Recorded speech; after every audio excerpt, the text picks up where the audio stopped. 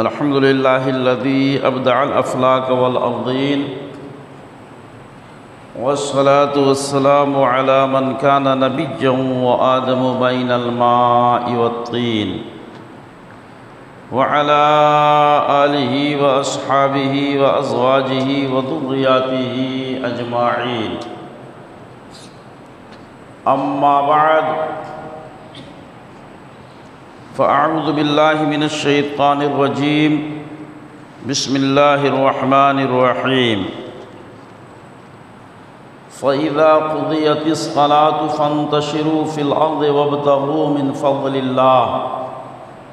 صدق الله مولانا العظيم وصدق رسوله النبي الكريم، ونحن على ذلك لمن الشاهدين والشاكرين، والحمد لله رب العالمين. إن الله وملائكته يصلون على النبي يا أيها الذين آمنوا صلوا عليه وسلموا تسليما.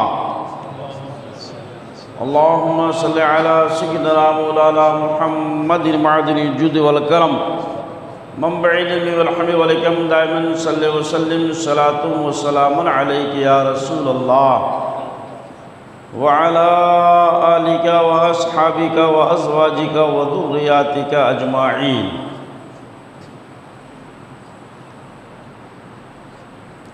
سامعین کرام، آج میری گفتگو کا عنوان ہے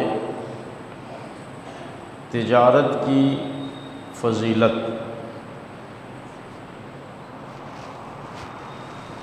گزشتہ جمعہ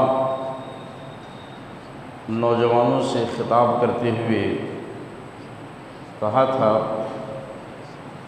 کہ ہمیں اپنی حقیقت کو پہچاننی ہے، نوجوانوں کو اپنے مقام اور مرتبہ کو پہچاننا ہے کہ وہ دنیا میں کس لیے آئے ہیں اور انہیں کیا کرنا ہے. اس دنیا میں عزت، عظمت اور پاور حاصل کرنے کے لیے آدمی کے لیے مالدار ہونا، صاحب ثروت ہونا اور خود مختار ہونا ضروری ہے. یہ چیزیں کیسے حاصل ہوں گی، اس کا کیا طریقہ ہے، اس کے لیے اسلام نے ہمیں متوجہ فرمایا ہے اور اس کی بھی رہنمائی کی ہے. اور اس سوال کا جواب بھی ہمارے لیے تشنا نہیں ہے، بلکہ قرآن مقدس میں، احادیث طیبہ میں اس کی بھرپور وضاحت موجود ہے کہ آدمی خود مختار کیسے ہوگا اور نوجوان اپنے آپ کو قوم کے لیے، ملت کے لیے مفید اور کارآمد کیسے ثابت کر سکتے ہیں. اس لیے کسی کا دست نگر رہ کے کچھ نہ پاؤ گے، کسی کا دست نگر رہ کے کچھ نہ پاؤ گے، فراز اپنے ہی بازو پہ اعتبار کرو. دوسروں کی چاکری، دوسروں کی نوکری، دوسروں کا محتاج بن کر کے آدمی کوئی بہت بڑا کام نہیں کر سکتا. اگر آپ کو بہت بڑا کام کرنا ہے اور واقعتاً آپ کو قوم و ملت کے لیے مفید ثابت ہونا ہے تو سیلف ڈیپینڈ ہونا پڑے گا، اپنے بازوؤں پہ اعتبار کرنا پڑے گا، اپنے پیروں پہ کھڑا رہنا پڑے گا. اور جب اپنے پیروں پہ کھڑے ہونے کے اسباب اور وسائل تلاش کریں گے اور اس پر عمل کریں گے، تب جا کر کے آپ انقلاب پیدا کر سکتے ہیں. اس لیے میں بارہا کہا کرتا ہوں کہ وہ باتیں جن سے قومیں ہو رہی ہیں نامور سیکھو، وہ باتیں جن سے قومیں ہو رہی ہیں نامور سیکھو. اٹھو، تہذیب سیکھو، صنعتیں سیکھو، ہنر سیکھو. اٹھو، تہذیب سیکھو، صنعتیں سیکھو، ہنر سیکھو. اور بڑھاؤ تجربے، اطراف دنیا میں سفر سیکھو۔ ایک جگہ جامد ہو کر کے، مقید ہو کر کے، محبوس ہو کر کے تم جہاں بانی کے گر نہیں جان سکتے اور جہاں بینی کے تجربات نہیں حاصل کر سکتے۔ اس لیے بڑھاؤ تجربے، اطراف دنیا میں سفر سیکھو، خواص خشک و تر سیکھو، علوم بحر و بر سیکھو۔ خواص خشک و تر سیکھو، علوم بحر بر سیکھو، اور خدا کے واسطے اے نوجوانوں ہوش میں آؤ، خدا کے واسطے اے نوجوانوں ہوش میں آؤ، دلوں میں اپنے غیرت کو جگا دو، جوش میں آؤ، دلوں میں اپنے غیرت کو جگا دو، جوش میں آؤ۔ سامعین کرام، اس میں کوئی دو رائے نہیں اور اس میں کوئی شک و شبہ نہیں کہ ہماری تمام ضرورتوں کو پوری کرنے والی ذات اللہ رب العزت کی ہے۔ وہی پروردگار ہماری ضرورتوں کو پوری کرتا ہے اور اسی سے ہمیں لو لگانی چاہیے۔ لیکن یہ دنیا دار الاسباب ہے، یہاں جو بھی کام ہوتا ہے وہ اسباب کے بغیر نہیں ہوتے۔ ہر کام کے لیے کوئی نہ کوئی سبب چاہیے، کوئی نہ کوئی ذریعہ چاہیے، لہذا ہمیں حرکت کرنی ہوگی اور حرکت ہی میں برکت رکھی گئی ہے۔ حرکت کرنا ہمارا کام ہے اور اس میں برکت دینا ہمارے پروردگار کا کام ہے۔ وہ پروردگار بڑا مستعد اور بہت ہی فیاض ہے، وہ اپنا کام پوری مستعدی کے ساتھ کرتا ہے۔ ہم ہی ہیں جو غفلت برت جاتے ہیں، سستی کے شکار ہو جاتے ہیں۔ ہاں، یہ اور بات ہے کہ اگر کسی کے پاس کوئی سبب نہ ہو، کوئی ذریعہ نہ ہو، ظاہری تمام ذرائع مفقود ہوں، تو ایسی صورت میں رحمت پروردگار اس کا انتظام بھی کرتی ہے۔ وہ اپنے بندے کو بے یار و مددگار اور اپنی مخلوق کو بے سہارا نہیں چھوڑتا۔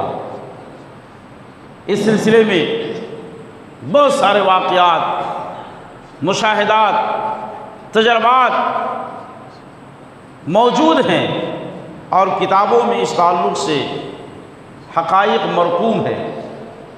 اس حوالے سے ایک واقعہ کتابوں میں لکھا گیا کہ ایک مرتبہ ایک بزرگ روزی کی تلاش میں اپنے گھر سے باہر نکلے۔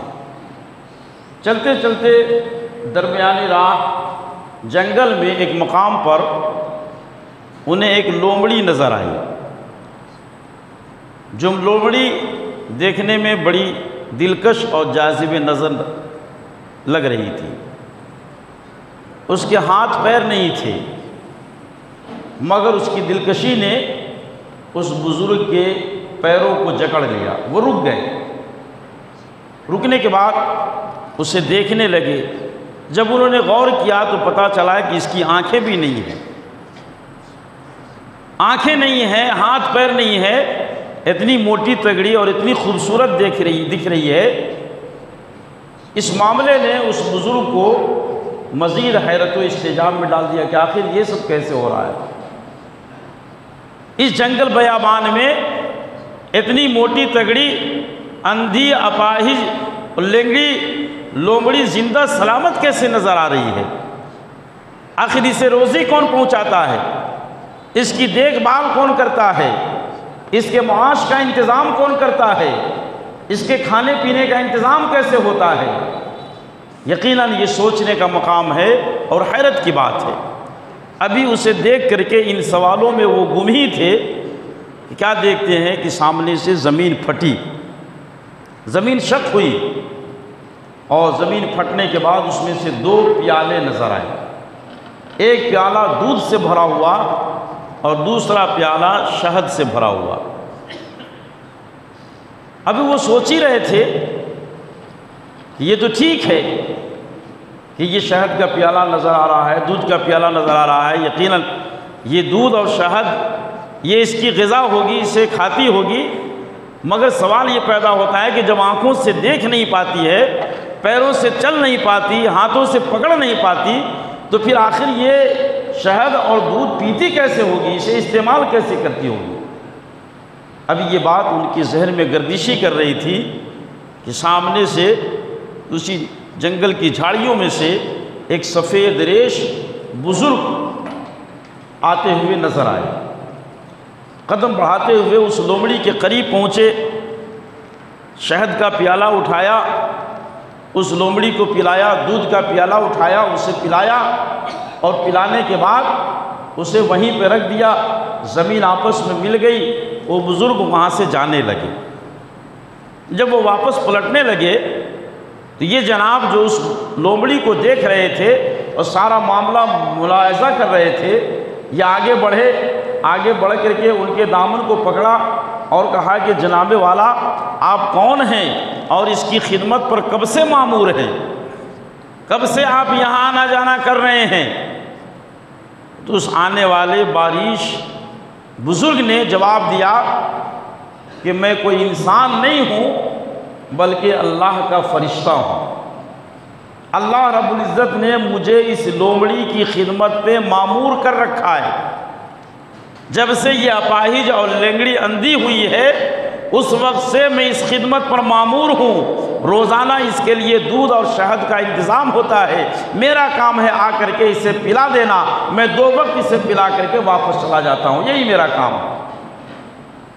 جب اس بزرگ نے یہ دیکھا کہ اچھا اس جنگل میں اس اپاہج لومڑی کے لیے اللہ رب العزت نے اتنا بہتر انتظام کر رکھا ہے، تو پھر مجھے ہاتھ پیر مارنے کی کیا ضرورت ہے؟ میں کیوں جاؤں در بدر کی ٹھوکریں کھانے کے لیے، محنت مشقت اٹھانے کے لیے؟ میں بھی یہیں پر آسن جما کر بیٹھ جاتا ہوں اور بیٹھ کر کے اللہ اللہ کرتا ہوں، وہ میرے لیے رزق کا انتظام کر دے گا۔ قریب ہی میں دریا روا تھا، اسی دریا کے کنارے وہ اپنا بوریا بستر ڈال دیتے ہیں، مصلی بچھا کر کے اللہ اللہ کرنے لگتے ہیں۔ ایک دن گزر گیا، دوسرا دن گزر گیا، 3 دن گزر گئے، مگر اس بندے خدا کے لیے کھانے کا کوئی انتظام نہیں ہوا۔ چوتھا دن جب آیا، بھوک کی شدت سے نڈھال ہو گئے، قوت برداشت جواب دینے لگی۔ اضطراب و اس محلال کے عالم میں بارگاہ مولا میں عرض کرتے ہیں کہ مولا 3 دن سے زائد ہو گئے، بھوک سے نڈھال ہو رہا ہوں، تیری عبادت و ریاضت میں لگا ہوا ہوں، کھانے کا کوئی انتظام فرما دے، میرے لیے بھی روزی کا کوئی انتظام کر دے۔ انہوں نے جب یہ دعا کی تو ہاتف غیب کی آواز کانوں سے ٹکرائی، اے بھولے بھالے انسان، اللہ رب العزت نے تمہیں 2 ہاتھ دیے ہیں، پروردگار عالم نے تمہیں پیر عطا کیا ہے، ان ہاتھ اور پیروں میں قوت عطا کی ہے، دیکھنے کی صلاحیت عطا کی ہے، تمہارے جسم اور اعضاء کو صحیح و سالم کیا ہے، تمہارے لیے اس مصلی کے اوپر روزی کا انتظام نہیں ہو سکتا، بھلے تم 70 سال تک یہاں پر بیٹھے رہ جاؤ۔ اللہ نے تمہیں اسباب دیے ہیں، ان اسباب کو استعمال کرو اور استعمال کر کے انہیں کام میں لاؤ۔ روزی کے لیے تم محنت کرو، مشقت کرو، تم مشقت کرو گے اللہ رب العزت اس میں برکت عطا فرمائے گا۔ مشقت کرنا تمہارا کام ہے، برکت دینا رب کا کام ہے، بغیر محنت و مشقت کے اللہ رب العزت تمہارے لیے انتظام نہیں فرمانے والا۔ جب یہ بات اس بزرگ کے کانوں میں آئی تو وہاں سے اٹھے اور اٹھ کر کے پھر وہ اپنی راہ لیے، اور جانے کے بعد انہوں نے اپنا جو بھی وہ انتظام کیا۔ تو میرے محترم بزرگوں اور دوستو، یہاں سے یہ بات واضح ہو گئی کہ اللہ رب العزت نے اسباب عطا کیے ہیں، دل و دماغ صحیح سالم کیا ہے، ہاتھ پیر کے اندر طاقت و قوت توانائی ہے، تو ان طاقت و توانائی کو ہمیں صحیح جگہ پر استعمال کرنا ہے اور اسے کام میں لانا ہے، اور کام میں لا کر کے اپنے لیے، اپنے ماتحت افراد کے لیے ہمیں روزی کا انتظام کرنا ہے۔ اس لیے اپنی باغرض زندگی اور اہل و عیال کی کفالت کے لیے کسب معاش ضروری ہے۔ حلال کھانا اور اپنے ماتحت کو حلال کھلانا یہ فرائض میں سے ایک اہم فریضہ ہے۔ سیرت نبوی صلی اللہ تعالیٰ علیہ وسلم اور صحابہ کرام کی سیرت، انبیاء کرام کی سیرت، ائمہ کرام کی سیرت، ان تمام کو آپ اٹھا کر کے دیکھیں تو پتہ چلے گا کہ ان تمام حضرات نے اپنے معاش کے لیے کسب کا انتظام فرمایا ہے اور کسب معاش کر کے اپنے لیے روزی کا اہتمام اور انتظام کیا ہے۔ اس لیے ہمیں بھی اپنی باوقار زندگی کے لیے، غیرت مند زندگی کے لیے، آبرو مندانہ زندگی کے لیے محنت و مشقت کرنی ہے۔ کسی دوسرے کے سامنے ہاتھ پھیلانا اور کسی دوسرے سے اپنی ذات کے لیے امداد طلب کرنا یہ نہایت ہی مجبوری اور بے انتہا مجبوری کے عالم میں اسلام نے جائز قرار دیا ہے، ورنہ عام حالات میں کسی کے سامنے دست سوال دراز کرنا یہ سراسر حرام ہے اور اسے شریعت نے منع کیا ہے۔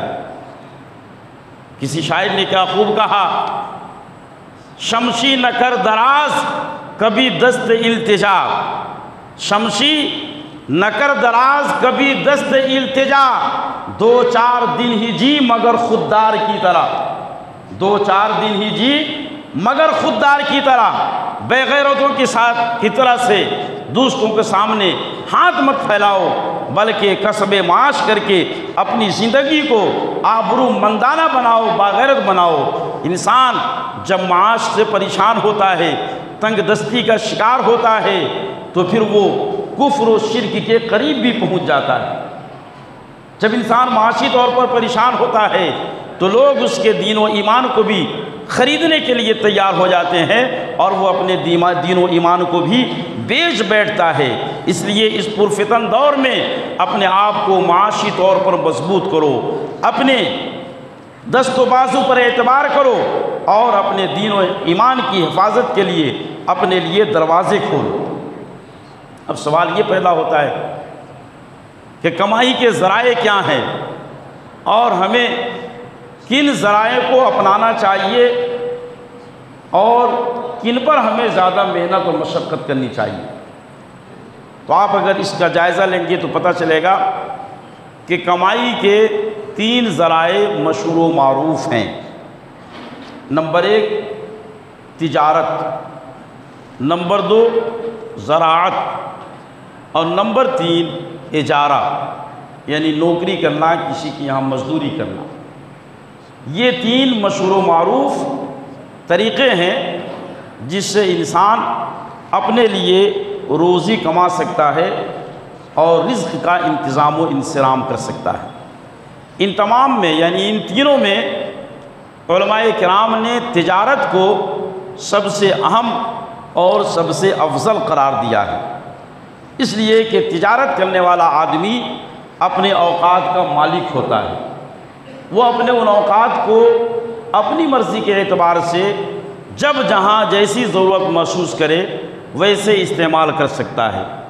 ضرورت محسوس ہو تو اپنی ذات کے لیے وقت نکال سکتا ہے، ضرورت محسوس ہو اپنے رشتہ دار کے لیے وقت نکال سکتا ہے، ضرورت ہے تو اپنی عبادت کے لیے وقت نکال سکتا ہے، غرضے کہ وہ اپنے اوقات کا مالک و مختار ہوتا ہے۔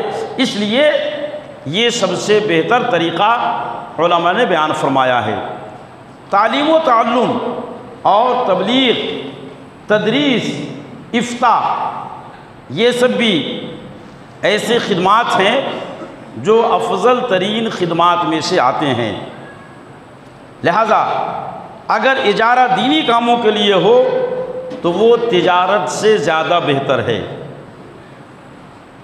تجارت سے زیادہ بہتر ہے، اس لیے کہ اس میں وہ دین کا کام کرتا ہے، مگر یہ دین کا کام کرنا خالصتاً للہ ہو، تنخواہ مجبوری میں صرف گھر چلانے کے لیے لیتا ہو اور لے، یہ پیش نظر رہے۔ اگر یہ پیش نظر ہے تو پھر ایسی صورت میں یہ دینی امور کے لیے اجارہ یہ سب سے بہتر ہے۔ اور پھر اس کے بعد نمبر آتا ہے تجارت کا۔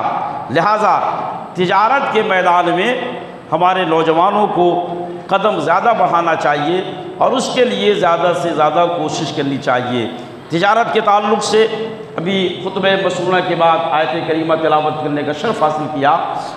سورہ جمعہ کی آیت نمبر 10 میں اللہ رب العزت نے ارشاد فرمایا فَإِذَا قُضِيَتِ الصَّلَاةُ فَانتَشِرُوا فِي الْأَرْضِ وَابْتَغُوا مِنْ فَضْلِ اللَّهِ، جب تم نماز پوری کر چکو تو زمین میں پھیل جاؤ اور اللہ کے رزق کو تلاش کرو۔ اللہ رب العزت نے دوسرے مقام پر سورہ توبہ کی آیت نمبر 111 میں ارشاد فرمایا إِنَّ اللَّهَ اشْتَرَىٰ مِنَ الْمُؤْمِنِينَ أَنفُسَهُمْ وَأَمْوَالَهُمْ بِأَنَّ لَهُمُ الْجَنَّةَ، کہ بے شک اللہ رب العزت نے مومنوں کی جان اور مومنوں کی مال کو خرید لیا ہے۔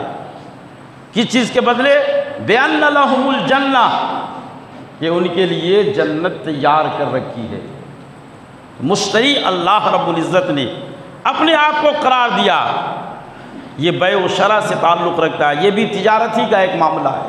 تو تجارت کی نسبت اللہ رب العزت کی طرف ہو گئی، گویا کہ یہ بہت عظیم کام ہو گیا اور بہت بڑا کام ہو گیا۔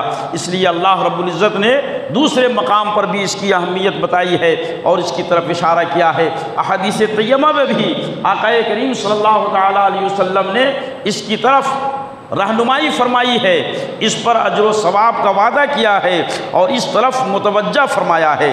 یہاں تک کہ آقا کریم صلی اللہ تعالیٰ علیہ وسلم نے ارشاد فرمایا کہ آدمی اگر اپنے اہل و عیال کی پرورش کی نیت سے کام کرتا ہے تو یہ کام کرنا بھی اس کے لیے عبادت ہے۔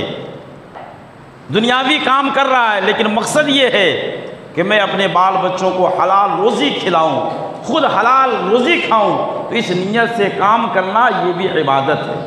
اسی طریقے سے آقا کریم صلی اللہ تعالیٰ علیہ وسلم کے صحابی حضرت مقدام ابن مادی کرب رضی اللہ تعالیٰ عنہ بیان فرماتے ہیں کہ نبی کریم صلی اللہ تعالیٰ علیہ وسلم نے ارشاد فرمایا اس کھانے سے بہتر کوئی کھانا نہیں جو آدمی اپنے ہاتھوں کی کمائی سے کھائے۔ اللہ کے نبی حضرت داؤد علیہ نبینا علیہ الصلوۃ والتسلیم اپنے ہاتھوں کی کمائی کھاتے تھے۔ یہ بخاری شریف کی حدیث ہے اور یہاں پر حضرت داؤد علیہ نبینا علیہ الصلوۃ والتسلیم کا ذکر اور تذکرہ یہ صرف اور صرف بطور تبرک ہے۔ ایسا نہیں ہے کہ صرف حضرت داؤد علیہ الصلوۃ والتسلیم ہی اپنے ہاتھوں سے کھاتے تھے، بلکہ دیگر انبیاء کرام بھی اپنے ہاتھوں کی محنت و مشقت کی کمائی کھایا کرتے تھے۔ بتانا یہ ہے کہ اللہ کے نبی ہیں مگر اس کے باوجود بھی اپنے ہاتھوں سے محنت کر کے روزی کما رہے ہیں اور اپنے لیے کھانے کا انتظام فرما رہے ہیں۔ اسی طریقے سے حضرت عبداللہ ابن عمر رضی اللہ تعالیٰ عنہ بیان فرماتے ہیں آقا کریم صلی اللہ تعالیٰ علیہ وسلم نے ارشاد فرمایا حلال روزی تلاش کرنا یہ بھی ایک عظیم فرض ہے۔ یعنی جہاں روزہ نماز یہ فرائض ہیں وہیں پر حلال مال کی تلاش اور اس کے لیے جد و جہد کرنا یہ بھی آدمی پر فرض ہے۔ ایک حدیث پاک میں آیا، بہقی شریف کی حدیث ہے، ایک مرتبہ آقا صلی اللہ تعالیٰ علیہ وسلم صحابہ کرام کے ساتھ ایک مجلس میں تشریف فرما تھے۔ قریب سے ایک نوجوان گزرا اور دکان میں چلا گیا۔ ان میں سے کسی ایک نے کہا کہ اے کاش کیا ہی اچھا ہوتا یہ نوجوان ابھی دکان میں جانے کے بجائے راہ خدا میں نکلتا یا مسجد میں جا کر کے عبادت کرتا۔ تو آقا کریم صلی اللہ تعالیٰ علیہ وسلم نے ارشاد فرمایا کہ اگر یہ دکان میں جا رہا ہے تو اس کی نیت یہ ہے کہ میں اپنے اہل و عیال کو خلق خدا سے بے پرواہ کر دوں، یعنی ان کی ضروریات کو میں پوری کروں گا، تو یہ اس کے لیے راہ خدا میں نکلنا ہے، یہ بھی خدا کی راہ میں نکلنا ہے۔ اس لیے تم یہ مت سمجھو کہ اگر یہ کسب معاش کی نیت سے نکل رہا ہے تو یہ غیر ضروری کام کر رہا، نہیں، بلکہ یہ بھی خدا کی راہ میں ہے اور یہ بھی عبادت میں مصروف ہے۔ ہاں اگر آدمی اپنے آپ کو اتنا انگیج رکھے اتنا مصروف کر لے کہ اہل و عیال کی ضرورت تو پوری ہو جا رہی ہے، مگر رات و دن پیسے پہ پیسے کمائے جا رہے ہیں، روپے پہ روپے کمانے کی ہوڑ لگی ہوئی ہے، مقابلہ پہ مقابلہ کیے جا رہے ہیں۔ اور اس لیے اگر پیسہ کما رہا ہے کہ میں لوگوں میں فخر و مباحات کروں، لوگوں میں میرا نام ہو، لوگوں میں مجھے مالداروں میں شمار کیا جائے، تو آقا صلی اللہ تعالیٰ علیہ وسلم فرماتے ہیں کہ پھر ایسا شخص شیطان کی راہ میں ہے، شیطان کی راہ میں ہے، کہ شیطان نے اسے نماز سے روک دیا، شیطان نے اسے دین کے کام سے روک دیا، شیطان نے اسے اچھے کاموں سے روک دیا، اب وہ صرف اور صرف دولت کی ہوڑ میں لگا ہوا ہے۔ یہ شیطانی کام ہے، مگر نفس دولت اور روپے کمانا یہ بھی عبادت ہے اور خدا کی راہ میں نکلنا ہے۔ اسی طریقے سے روایت میں آیا کہ ایک مرتبہ حضرت عیسیٰ علیہ نبینا علیہ الصلوۃ والتسلیم کی خدمت میں ایک نوجوان حاضر ہوا، سلام کرنے کے لیے، برکت حاصل کرنے کے لیے، دعا کے لیے حاضر ہوا۔ حضرت عیسیٰ علیہ نبینا علیہ الصلوۃ والتسلیم نے اس سے پوچھا کہ تم کیا کرتے ہو، تمہارا مشغلہ کیا ہے؟ تو اس نے کہا کہ حضرت میں عبادت کرتا ہوں۔ شاید اس نے اپنے دل میں یہ سوچا ہوگا کہ یہ اللہ کے پیغمبر ہیں، اور میں یہ کہوں گا کہ میں دن بھر عبادت کرتا ہوں، دن و رات اللہ کی یاد میں مصروف رہتا ہوں، تو بہت خوش ہوں گے۔ مگر حضرت عیسیٰ علیہ نبینا علیہ الصلوۃ والتسلیم نے پھر اگلا سوال اس سے کیا، اچھا بتاؤ اگر تم دن بھر عبادت ہی کرتے ہو تو پھر تمہارے کھانے پینے کا انتظام کہاں سے ہوتا ہے؟ تو اس نے کہا کہ وہ میرا ایک بھائی ہے، وہ میرے لیے کھانے کا انتظام کر دیتا ہے۔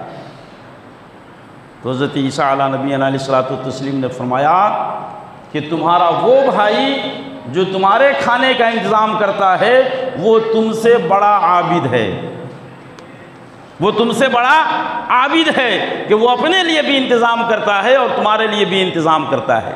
پتہ چلا کہ خوش عبادت کر کے دوسروں پر بوجھ بن جانا اور یہ سمجھنا کہ میں بہت بڑا عابد ہوں، یہ خام خیالی ہے، بلکہ عبادت کے ساتھ ساتھ اپنی کفالت بھی کرنا یہ ضروری ہے، تب جا کر کے آدمی صحیح معنوں میں وہ عابد ہوتا ہے، متقی اور پرہیزگار ہوتا ہے، ورنہ صرف اور صرف عبادت یہ آدمی کو کہیں اور سے کہیں اور پہنچا دیا کرتی ہے۔ تو میرے محترم بزرگوں اور دوستو، آقا کریم صلی اللہ تعالیٰ علیہ وسلم نے انہی فوائد کی وجہ سے تاجروں کی تعریف کی اور تجارت کرنے کی طرف مائل فرمایا۔ حدیث پاک ہے، شعب الایمان للبیہقی کی روایت ہے، آقا صلی اللہ تعالیٰ علیہ وسلم نے ارشاد فرمایا ان اطیب الکسب کسب التجار الذین اذا حدثوا لم یکذبوا واذا اؤتمنوا لم یخونوا واذا وعدوا لم یخلفوا وَإِذَا اشْتَرَوْا لَمْ يَذُمُّوا وَإِذَا بَاعُوا لَمْ يَمْدَحُوا وَإِذَا كَانَ عَلَيْهِمْ لَمْ يَمْطَوْا وَإِذَا كَانَ لَهُمْ لَمْ يَعْسِرُوا۔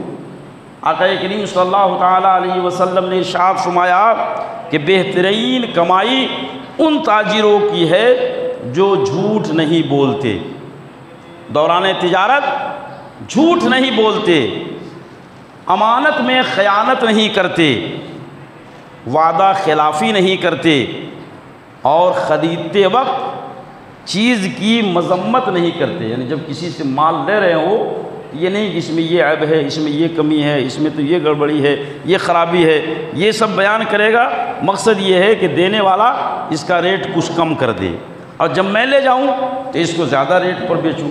آقا صلی اللہ علیہ وسلم نے فرمایا کہ یہ طریقہ کار خریدنے کا غلط ہے، جب تم لو تو جو چیز ہے اس کا تم صحیح سے اعتراف کرو، اگر کوئی کمی نہیں ہے تو اپنی طرف سے کمی مت نکالو، اور فرمایا کہ جب وہ سامان بیچے تو تعریف نہ کرے، یعنی جب سے خود سے ضرورت سے زیادہ تعریف نہ کرے، اپنے مال کی اتنی تعریف نہ کرے کہ جو کچھ خوبیاں اس میں نہیں ہیں وہ بھی بیان کرے تاکہ یہ لینے والا اسے لے کر کے جائے اور میں پیسے کما لوں۔ اس طریقے سے تعریف کرنا یہ جائز نہیں ہے۔ پھر فرمایا کہ اور ان کے ذمے جب کچھ نکلتا ہو تو ٹال مٹول کرے، یعنی اگر کسی کا لین اس کے اوپر ہے اور وہ لینے والا جب مانگنے کے لیے آئے تو کہے کہ صبح کو دوں گا، شام کو دوں گا، کل دوں گا، پرسوں دوں گا، تو یہ ٹال مٹول کرنا یہ تاجر کی اچھی عادت نہیں ہے، بلکہ جو وعدہ کرے اس وعدہ کے مطابق اسے پیمنٹ کرے، اس کا مال اسے دے دے۔ اگر کسی کے یہاں پہنچنے کا وعدہ ہے تو پہنچ جائے، کسی سے کسی چیز کا وعدہ کیا ہے تو اس وعدہ کو پورا کرے، یہ وعدہ کا پورا کرنا ضروری ہے۔ اگر یہ خصلت نہیں ہے تو پھر وہ اچھا تاجر نہیں بن سکتا اور وہ کامیاب تاجر نہیں ہو سکتا۔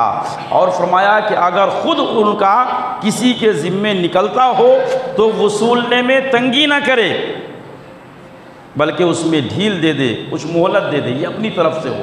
تو اس طریقے سے آقا صلی اللہ تعالیٰ علیہ وسلم نے تجارت کرنے والوں کے اوصاف بتائے، یہاں تک کہ آقا صلی اللہ تعالیٰ علیہ وسلم نے ایسے لوگوں کی جو واقعتاً اسلامی اصول اور ضابطے کے تحت تجارت کرتے ہیں، اسلام نے جو طریقہ بتایا ہے اس طریقے کے اندر رہ کر کے تجارت کرتے ہیں، تو آقا صلی اللہ تعالیٰ علیہ وسلم نے ایسے تاجروں کو بشارت سناتے ہوئے ارشاد فرمایا، التاجر الصدوق الامین مع النبیین والصدیقین والشہداء، کہ جو امانت دار تاجر ہیں وہ کل قیامت کے دن انبیاء کے ساتھ ہوں گے، صدیقین کے ساتھ ہوں گے، شہداء کے ساتھ ہوں گے۔ یہ ہے تجارت کی برکت اور یہ ہے تاجروں کی عظمت۔ آقا کریم صلی اللہ تعالی وسلم نے ان کے مقام کو اتنا بلند فرمایا۔ اور آگے بڑھیے، آقا کریم صلی اللہ تعالی علیہ وسلم نے ارشاد فرمایا، عن انس رضی اللہ تعالی عنہ قال قال رسول اللہ صلی اللہ تعالی علیہ وسلم، التاجر الصدوق تحت ظل العرش یوم القیامہ۔ آقا صلی اللہ تعالی وسلم نے ارشاد فرمایا کہ سچا تاجر، امانت دار تاجر، ایماندار تاجر کل قیامت کے دن ظل الہی کے سائے میں ہوگا۔ یہ حدیث بڑی طویل ہے، جس میں بتایا گیا ہے کہ کل قیامت کے دن جب کہ لوگ نفسا نفسی کے عالم میں ہوں گے، آسمان کا سورج سوا نیزے پر ہوگا، زمین تانبے کی ہوگی، تپ رہی ہوگی، پورے میدان حشر میں کہیں بھی کوئی سایہ دار چیز نظر نہیں آئے گی، بہت نفسا نفسی کا عالم ہوگا۔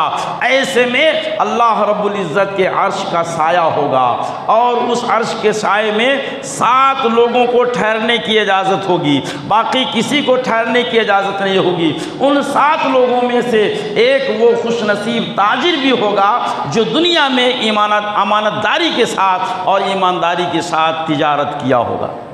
اسی حدیث کا ٹکڑا ہے کہ التاجر الصدوق تحت ظل العرش یوم القیامہ، امانت دار تاجر اللہ کے عرش کے سائے میں ہوگا قیامت کے دن۔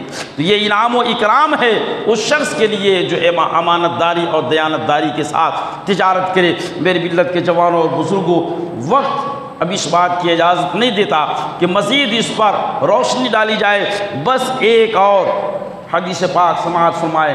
آقا کریم صلی اللہ تعالیٰ علیہ وسلم نے ارشاد فرمایا، 9 اعشار الرزق فی التجارہ والعشر فی المواشی، یعنی النتاج۔ آقا کریم صلی اللہ تعالیٰ علیہ وسلم نے ارشاد فرمایا کہ اللہ رب العزت نے برکت کے 9-10 حصے بنائے، برکت کے 10 حصے بنائے ہیں۔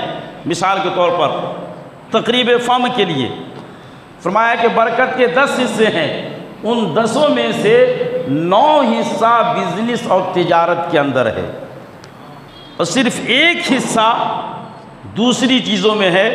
اس میں آیا کہ جانوروں کے پالنے میں، اس میں ایک حصہ، باقی 9 حصے تجارت کے اندر ہے۔ اب آپ اندازہ لگا سکتے ہیں کہ تجارت کتنی بابرکت چیز ہے اور اس میں کتنا خیر و برکت ہے۔